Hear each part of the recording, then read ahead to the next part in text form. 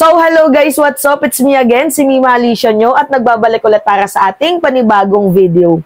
So, isa lang talaga ang masasabi ko, mga minamahal, na ay nadyod aning-aning sa pag-iisip itong ating Vice President. Kasi can you imagine, after niyang sabihin na siya daw po yung presidente ng impyerno, at after niyang isipin, pantasyahan, na gusto niyang putulan ng ulo si PBBM, ito pala yung ganap ni Sara Duterte after ng kanyang press conference. Pumunta pala siya, mga minamahal, sa Baclaran Church at nagsimba. Ito, tingnan nyo, post ng Global Daily Mirror.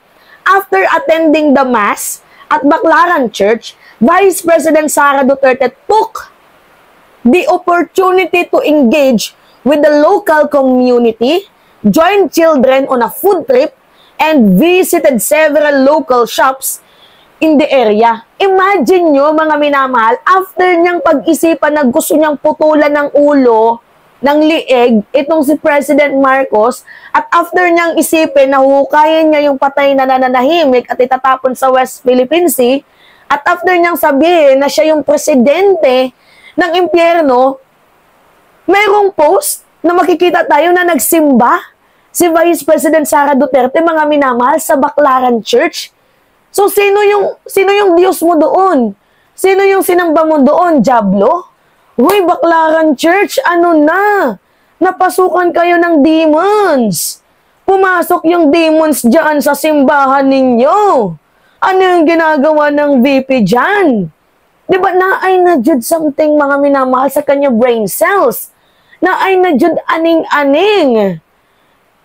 Magpa-check up ka na BP sa psychiatrist. Alam mo yung mga psychologist, mga minamahal, yung mga mental expert, mayroong komento dyan. Basahin ko sa inyo, ha. O, sabi ni Trisha Patrice Odlanyua, as a mental health professional, maybe it is high time to level up the qualification of those who will serve us, including psychological testing and drug testing, if not academic qualification.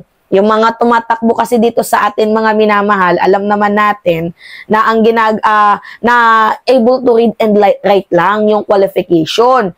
Hindi bina-background check kung ano yung natapos, as long as qualified sila kasi they able to read and they able to write. So, yun lang po yung qualification kung pwede kang tumakbo as a politician. Siguro sa nangyari, mga minamahal, ngayon na parang nagkakaroon ng psychological incapacity, mental incapacity, itong ating Vice Presidente dahil sa kanyang mga sinasambulat, 'di ba? Sa kanyang mga tantrums, yung hindi niya makontrol yung kanyang angerness, hindi niya makontrol yung sarili niya.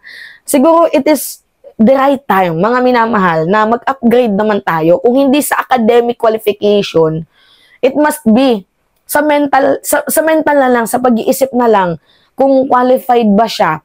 Kasi, mga minamahal, di ba, isa pong kabulshitan yun. Yung sasabihin niya na gusto niyang gurgurin itong ating presidente, tapos, drag me to hell, kasi kahit doon sa impyerno, ako pa din yung presidente. And then, hukayin yung isang yumao na sa libingan ng mga bayani at itatapon sa West Philippine Sea. Hindi yung tamang pag-iisip ng natural na tao. May something ka na. 'Di ba, mga minamahal? So, kung hindi man ma-upgrade sa academic qualification, sana kahit sa mental na lang. At ito yung nakakasakit dito, mga minamahal. Kasi 'di ba sabi dito sa balita, ang sabi dito, mga minamahal, ano daw, bumisita daw po siya sa local community at sinamahan yung mga bata sa food trip at binisita yung mga several na mga tindahan doon sa area. Alam nyo, ito yung pinaka-BS sa lahat. Kasi, minsan ka na lang makita ng mamamayang Pilipino, especially ng mga bata. Minsan ka na lang nilang makasama. Tapos sa tianggi mo pa ililibre. Yun yung pangit doon. Ang dami mong pera. Ang laki ng confidential funds mo. Ang dami na ninyong na-secured. Tapos, hanggang tiyanggi lang, hanggang kwek-kwek lang, hanggang barbecue lang, ang kaya mong ibigay sa mga bata. VP naman. Nagkalat ka na, dinagdagan mo pa. Ano na namang kahiyan to, VP? Nag-messed up ka na nga, dinagdagan mo pa. Alam nyo, mga minamahal, highly appreciated naman yung pag-visit ni VP Sara sa Baclaran Church at doon sa mga tiyangge. Pero napakababoy sa part ng mga bata na vice-presidente ka, pero yung kaya mo lang ibigay sa kanila is kwek-kwek. Para ka ba sa may hirap? Para ka ba sa mamamayang Pilipino? Tapos, the way you dressed up, parang gusto mong i-emphasize na poorest of the poor ka. Na vice-presidente ka, hindi mo man lang kayang bihisan ang sarili mo ng kahit papaano, disenteng damit. Haharap ka sa mga bata, haharap ka sa mga Filipino, makikita ang pictures mo ng ibang mga dayuhan, ng buong mundo. Tapos, you dressed up like this. Oh my God. Ano na namang kaanikan to, VP? You know what, mga minamahal? Ako ay naaawa na ng sobra sa ating vice-presidente. I don't know kung dala na ba to ng depression, dala na ba to ng confusion, dala na ba to ng kanyang pagiging uhaw sa kanyang kapangyarihan, dala na ba to ng kanyang pagiging desperada. I don't know. Pero, imbis na magmukha kang tao, sa mga Pilipino, especially sa 32 million, nagmumukha kang halimaw. Nagmumukha kang doble kara. After mong ipakilala yung sarili mo na ikaw yung presidente ng impyerno, makikita ka namin nandoon umattend ng Baclaran Church, ng misa. Ano yung gusto mong i-emphasize? Isa na naman po yung panlalait, panggagago sa simbahang Katoliko. After mong bastusin na drag me to hell, I am the president of the hell. At right after, makikita ka namin, may post, nasa Baclaran Church ka, nagsisimba. Like, ano yung gusto mong palabasin? Pati ba naman yung simbahang Katoliko, binababoy mo?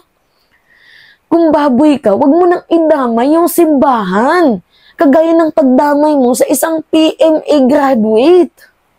Kung sira ka, wag mo nang dalhin yung iba sa kasiraan mo. Nananahimik sila eh. Tapos magde-dress up ka ng poorest of the poor, tapos makikita namin ang dami mong security guard sa likod. VP, kahit konting hiya lang naman ba? Kahit konting kahiyan lang sana, magpakita ka naman ng konting kahiyan. Masyado na kasing desperado itong kilos mo. Masyado ka ng halata.